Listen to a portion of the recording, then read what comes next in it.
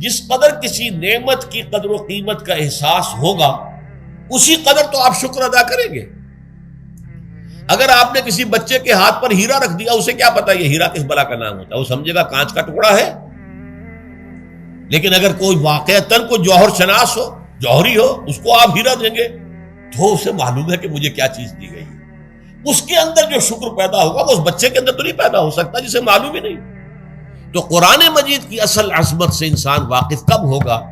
جبکہ اس کے ذریعے سے اس کی روح کو ایک حیات تازہ مل جائے اور اس طرح وہ پروگرام ریورس ہو جائے جو عام طور پر چل رہا تھا. ساری توجہ اپنے جسم پر، اس کے تقاضوں پر. جسم میں تھوڑی سی پھنسی نکل آئی ہے، بھاگ رہے دوڑ رہے ہیں اس کے علاج کے لیے. کوئی اور مرض لاحق ہو گیا، بھاگ رہے ہیں دوڑ رہے ہیں اس کے علاج کے لیے، بڑی بڑی فیسیں بھی دے رہے ہیں. ساری جسم کی پرواہ ہے. روزانہ نہا رہے ہیں اور اچھے سے اچھا صابن لا کر نہا رہے ہیں، وہ جسم کی پرواہ ہے نا، اس کی دیکھ بھال ہے. روح کی طرف توجہ ہی نہیں. یہ ہے وہ بات جو کہی گئی ہے سورہ حشر میں، اور جسے علامہ اقبال نے پھر اپنے فلسفہ خودی کی اساس اور سورس قرار دیا. وَلَا تَكُونُوا كَالَّذِينَ نَسُوا اللَّهَ فَأَنسَاهُمْ أَنفُسَهُمْ أُولَٰئِكَ هُمُ الْفَاسِقُونَ.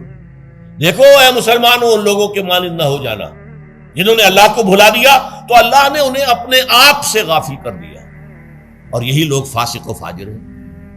یہ سوال پیدا ہوتا ہے کہ انسان اپنے آپ سے کہاں غافل ہوتا ہے؟ کیا اپنے وجود حیوانی سے غافل ہوتا؟ کیا بھوک لگتی ہے تو وہ ادھر ادھر منہ نہیں مارتا؟ غذا کو حاصل کرنے کے لیے کوشش نہیں کرتا؟ پیاس لگتی ہے تو کیا پانی یا کوئی اور مشروب تلاش نہیں کرتا؟ کوئی بیماری لاحق ہوتی ہے تو کیا اس کے علاج کی طرف توجہ نہیں کرتا؟ اسے آرام کی حاجت ہوتی ہے تو آرام نہیں لیتا؟ اپنے اس وجود سے تو غافل نہیں. کون سے وجود سے غافل ہوا ہے؟ وہ روحانی وجود سے غافل ہے. بھول گیا کہ میرے اندر روحانی وجود بھی ہے اور اس کا تعلق ذات باری تعالیٰ کے ساتھ. اس نے سمجھا کہ میں بس حیوان ہوں، نرا حیوان ہوں، اپنے اس وجود کی اصل حقیقت ہی سے بے خبر، غافل. چنانچہ آج کے دور کا سب سے بڑا المیہ کیا ہے؟ ڈارون کے نظریے کے جو اثرات پیدا ہوئے ہماری معاشرت پر، ہماری سوچ پر، ہمارے فکر پر، ہمارے فلسفے پر، ہماری سوشولوجی پر، وہ کیا ہے کہ ہم بھی نرے حیوان ہیں. اللہ اللہ خیر. یہ سب سے بڑی محرومی ہے اس دور کی کہ انسان اپنے اصل شرف سے خود ہی مستعفی ہو گیا. ہمارا کوئی وجود ہے ہی نہیں روحانی وغیرہ. روح کسے کہتے ہیں ہم نہیں جانتے، بس یہ جسم ہے. ہم اللہ کو نہیں جانتے کون ہے کون نہیں ہے. ہوگا ہم تو اس کائنات کو جانتے ہیں. ہم روح سے واقف نہیں، ہم تو اپنے جسم کو واقف. آخرت سے ہم ہمیں کچھ پتہ نہیں، شاید ہو شاید نہ ہو، کچھ پتہ نہیں، لیکن یہ زندگی تو ہے، اسے ہم جانتے ہیں. یہ ہے آج کے انسان کا سب سے بڑا المیہ. اور یہ ہے ماس سکیل کے اوپر ارتداد، ذہنی طور پر مرتد ہو چکے ہیں.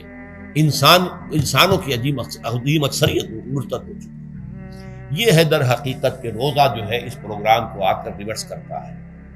دن میں کھانے پینے، جنسی تقاضے پر پابندی، وہ وجود حیوانی کا وزن کچھ کم، روح جو دبی ہوئی تھی یا سسک رہی تھی یا بے ہوش تھی یا نیند مردہ تھی، اسے کچھ ریلیف ملا.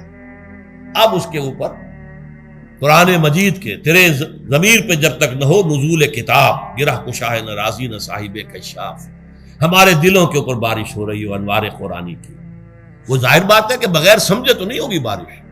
وہ تو آپ کو سمجھ رہے ہوں گے تو بارش ہوگی، ورنہ تو یہ ہے کہ ٹھیک ہے میں پہلے بھی عرض کر چکا ہوں آپ کو ثواب تو ملے گا، لیکن یہ ہے کہ وہ اصل مقصد قرآن کی عظمت کا قلب کی گہرائیوں سے اعتراف جو ہے اور اس پر اللہ کا شکر تو ادا ہوگا. لعلکم تشکرون، جبکہ قرآن مجید جو ہے آپ کے قلب کے اوپر نازل، اس کا مفہوم نازل.